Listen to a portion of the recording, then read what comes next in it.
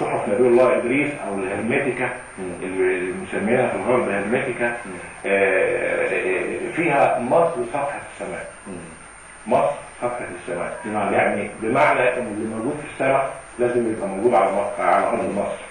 لو تلاحظ سيادتك ان الثلاث اهرامات موجودين بنفس الكيرف اللي موجود فيه ثلاث نجوم موجودين في حزام كوكب اللي هو أوليو اللي هو الجبار.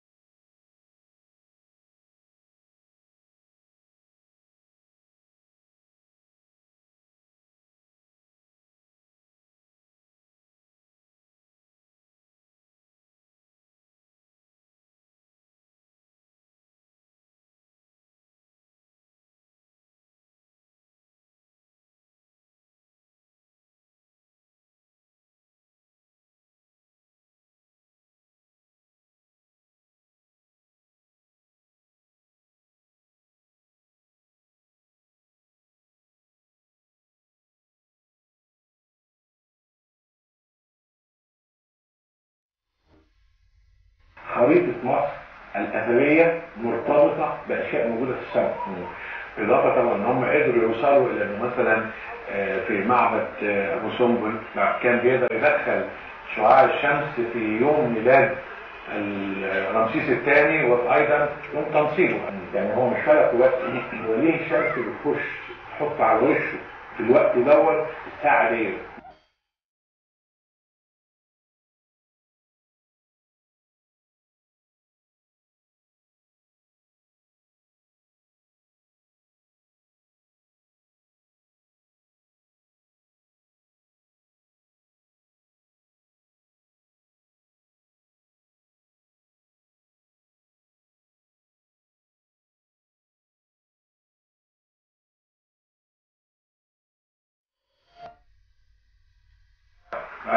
واهم حاجه على اساس ان الشمس باعتبارا من 21 اكتوبر بتبتدي رحله الصعود من تحت الافق، ويبتدي ضوء النور بتاع النهار بيبتدي يتزايد. صحيح. يعني من 21 اكتوبر تجد بسيادتك ان النهار بيزيد والليل بيقل. واخد بال حضرتك؟ هذه هي الحكمه. ان الشمس بتبقى موجوده اكثر فتره بتبقى موجوده في السماء في اثناء فتره النهار. فدور مرتبط بانها لابد انها تنزل على وش رمسيس على اساس او الملك على اساس انها بتدي ديمومه الحكم.